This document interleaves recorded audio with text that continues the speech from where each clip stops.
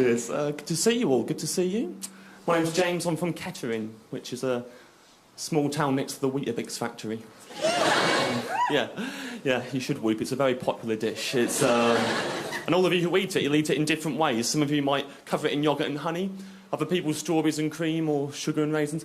Basically, just get Weetabix and cover it in anything that tastes better than Weetabix. That's the rule. Some people get annoyed when I do that bit because I don't list how they have their Weetabix in the morning. You laugh. In Wolverhampton, it kicked off. So, oh, you're a cool guy. Got a hat on. I bet you've got a good phone as well. Have you got a good phone? It's all right, yeah. Let's get a look. Pretty cool. Nice. So what are you doing? Unlucky sucker. Oldest trick in the book. Actually, I'll compare it to mine. Actually, while we're here, I'll see who's cooler, me or the hats. Hold on. Basically, you've already seen this fella, this contender. Remember him? Woo. Yeah. I know this looks so wrong. I could just do the whole gig like that, am I? Bam.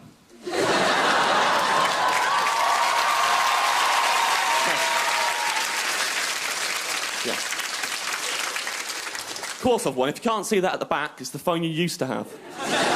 So, you know, this is actually not as good as it looks as well, because about 6 months ago, I threw it across a road. Not on purpose. I've got, I gesticulate a lot when I talk. I've got bad grip, and making a passionate point outside a pub, and then I didn't have my phone anymore. So now it's got no buttons in it. There's no buttons in that phone anymore. So for the last 6 months, because I'm skint, this is how I've been living my life.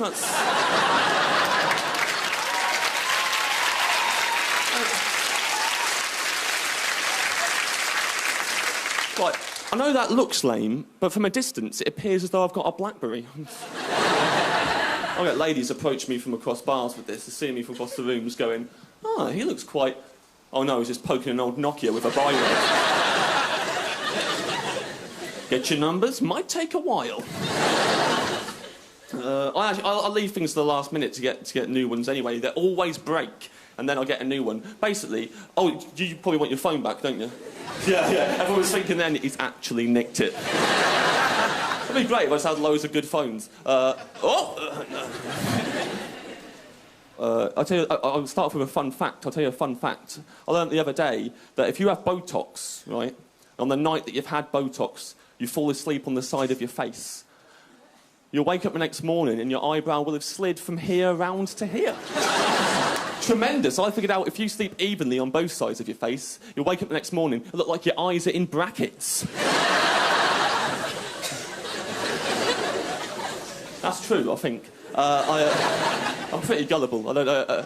When I was 9, my dad took me to London for the day and spent the whole day just lying to me for his own amusement to see what I would believe. And the main one he got me with were on the escalators, going past all the different signs for all the different West End shows that are on the Underground. And he told me that the people who put up those posters have one of the hardest jobs in the world.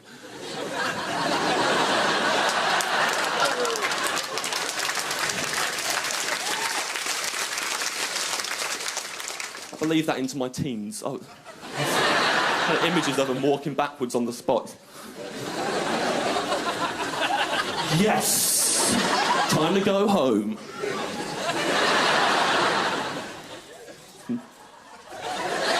My impression of a man on an escalator. Pretty good impression. You guys didn't get to see it. Pretty sweet. I'll do that impression. My other impression I can do an impression of someone from Roman times reading a text message. It's quite a niche impression. You have no way of checking if it's true, but I'll do it for you now. I've got the phone now, I'll do it with this. I won't use the biro because they weren't invented in Roman times.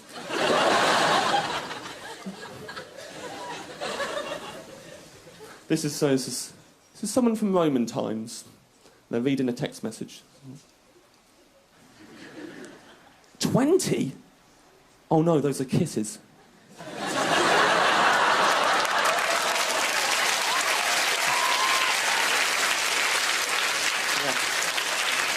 So, the best day out I ever had, I'll tell you this. I went to Woburn Safari Park. Fans of Woburn in, so there should be. It's an awesome place. I went with my girlfriend at the time, and it was brilliant. Before we even got into the park, it was amazing. We're driving up to the gate, and there was a sign on the gate, and the sign said, "There will be no lions in the park today due to strong winds." I'm not sure, but I think reading that sign may have been better than actually seeing a lion. Like, some of the things it makes you imagine straight away. Just like, is a lion really that flimsy? Is the king of the jungle that vulnerable to drafts? Because if he is, leave them out. I will pay double for that show. Figured out right, if Woburn Safari Park want to save a lot of money, all they've got to do is get rid of all their animals and just replace them with vague notices explaining why the animals are no longer there. To fuel our imaginations with. There will be no cheetahs in the park today due to slippery grass. There will be no zebras in the park today due to Zebra Christmas. There will be no chameleons in the park today, or will there? Me and that girl, we split up after that. It's not a sad story, we just weren't right for each other. Like, for example, I used to have a T-shirt. I've owned more T-shirts since. I used to have a T-shirt, had a drawing of a haunted house on it. And in all the little windows, there were ghosts. But you couldn't see the ghosts if the lights were on, because the ghosts would glow in the dark. Right, she didn't think that was cool. No, I know I'm not cool. I was in the Scouts till I was 15. That is as old as you're allowed to be in the Scouts before they ask you to leave. Like, it's fine. I never got bullied at school or anything like that. Although I was chatting to my dad about school recently, and he was there going, "Well, you know, James, school's tough for anyone. Don't know to tell you, you got bullied." And I was like, "No, I didn't. I've never been bullied at school." He just went, "Didn't you? I just always assumed you did." Right, assumed. That means he'd watch me leave for school every morning with my trousers 2 sizes too small for me and my Thomas the Tank Engine lunchbox, and just be like, "Well, I'd bully him." Sending our child to the slaughter, Diane, and nearly punched him in the face myself. Once, my friend Emma went into school and another kid hit her in the face with a sock full of acorns. Right. Thanks for laughing, because when I laughed, she got so offended. She thought I was laughing at the fact that she got hurt, which I wasn't. What I was laughing at in that sentence was a sock full of acorns. That's what was going to make me laugh. She said I went to school today, a kid hit me in the face with a brick. You laugh now because of the brilliant build-up. Normally, people getting hit in the face with bricks is never funny. Unless it's in the film Home Alone 2 Lost in New York, when it's hilarious. It's classic. But she wanted to stop me from laughing, right? It's the worst way she could have tried to stop me laughing ever. I was there, I was on the floor, properly loving it, and she just went, "Don't laugh." It was full right up to the heel.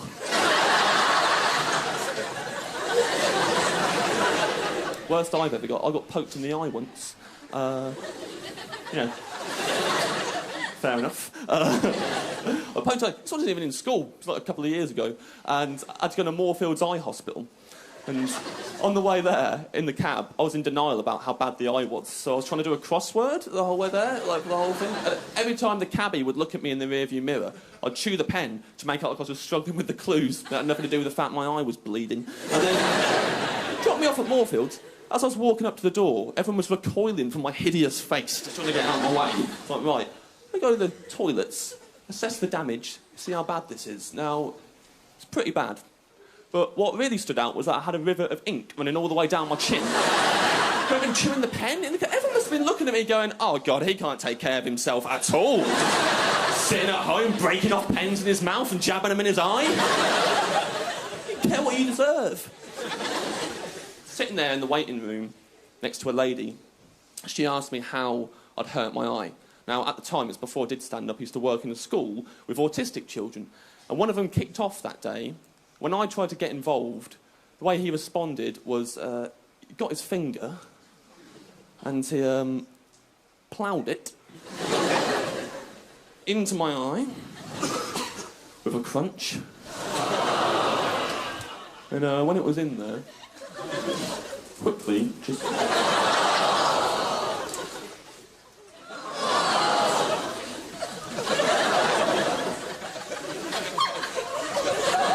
Didn't do any of this. What he did was formed a hook. Then, on the return journey, dragged his very long fingernail over my eyeball, scratching the surface.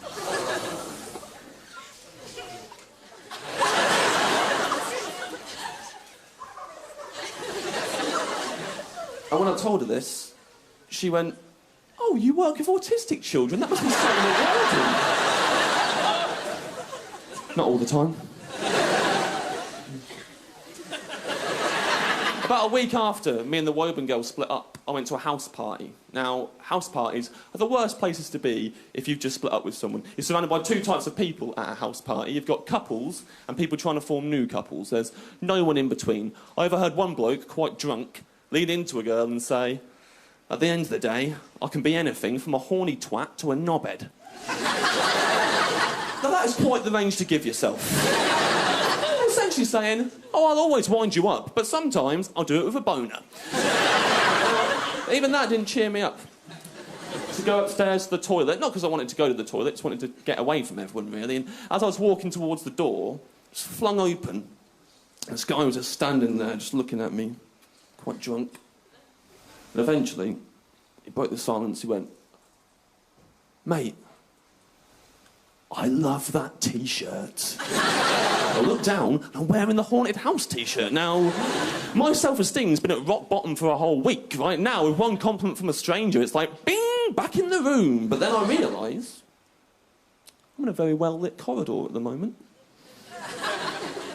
Right now, I'm getting a compliment on a drawing of a haunted house. So far, I could double my money here. I leant in. I never looked so seriously at another human being in my whole life. I just went, "You do realise this glows in the dark." He could not pull me inside that bathroom fast enough.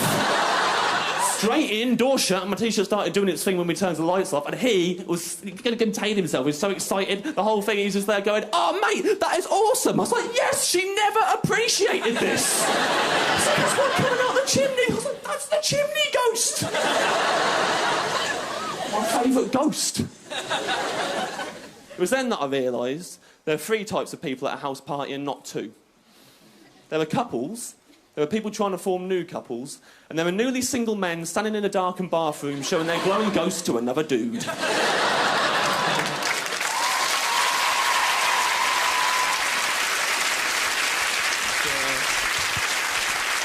Thank you. You guys have been an absolute pleasure to talk to. I hope to see you again soon. I'll see you later. Goodbye.